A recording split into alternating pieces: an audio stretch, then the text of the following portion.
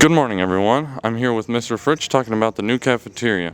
So, what's going to happen to the new NPR room? So we're going to use it for another purpose. We aren't quite sure how that's going to look yet, because once this is complete, then they will start on that and things will start to come together and we'll have a much better idea. But right now it's geared up to be small offices and areas for testing and possibly moving our textbook room into there. But that's where we're at right now. It's still a multi-purpose room and will be a multi-purpose room. Okay. What's going to happen to the old cafeteria? The old cafeteria is slated to become an auditorium.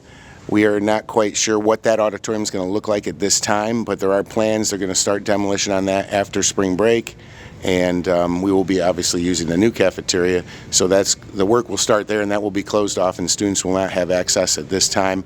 The clinic will be moving into the cafeteria area, so the clinic will move from where it is currently in Building 4 over to the old cafeteria. So, the plan to open this is after spring break? The goal is that when you return from your spring break, Tuesday, that is the 18th, I believe, don't quote me on that, but the day we return from spring break, which is a Tuesday, Monday's a teacher work day, students will be coming to dine in the new North Marion High School cafeteria. Okay. How can students enter this from where Building 24 is in Auto? Okay, that's a tough question, it's a tough answer actually, but as of right now, students are going to need to come between Building 24 and the automotive area. So like you would be going to Building 24 to go to Building 24 for class, you are just going to continue straight and come right on out to the cafeteria, and everybody's going to have to kind of funnel in and out through that area. That is the only entrance at this time. How many lines are expected?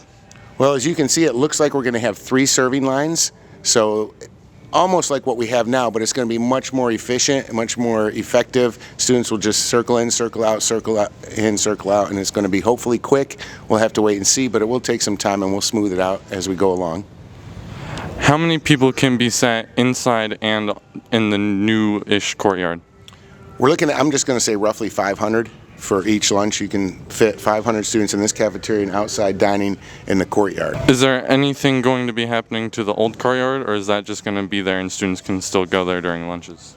The old courtyard will remain where it's at. Obviously, we're not going to do anything with that, but the goal is all students will eat lunch in the cafeteria. There is going to be no taking food outside of the cafeteria, but they will have to eat their food in the cafeteria. When they're done, if it's possible and we can provide coverage, we will have the courtyard open for students if they would like to go there, if they need to go to the media center. But food is meant to stay in the new cafeteria. That's why we're building this as part of a keep everybody centralized, located together. It's a great place to eat inside or out. And as you can see, we have some counters here that are students are going to be able to sit at like a countertop and be able to charge their phones. There's charging stations. So it's going to be a great environment for the students, and we're looking forward to getting started on it. Okay. Will the time for students to get to the cafeteria change since the buildings are so far away, or is that going to remain the same as well? No, and fortunate or unfortunate, some lunches might change for some of you. We're working on a new list right now so that we equally distribute those 500 that it can hold equally through ABC lunch. So we want to try to get between 400 and 500 students in each lunch, which means we're going to have to change some things up.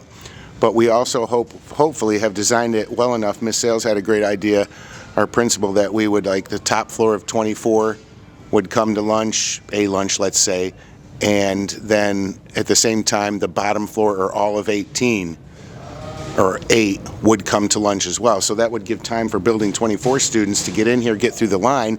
By the time you walked from 8 down to here, there should be no line. We should be eliminating or very drastically reducing the time students wait in line. It should be very quick now.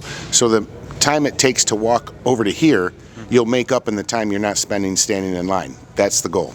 Okay. Will the food change because of the new cafeteria? That I cannot say. They have some really impressive new equipment coming in. From my understanding, there's going to be some deluxe pizza ovens that will, I don't know how much they're going to change the pizza.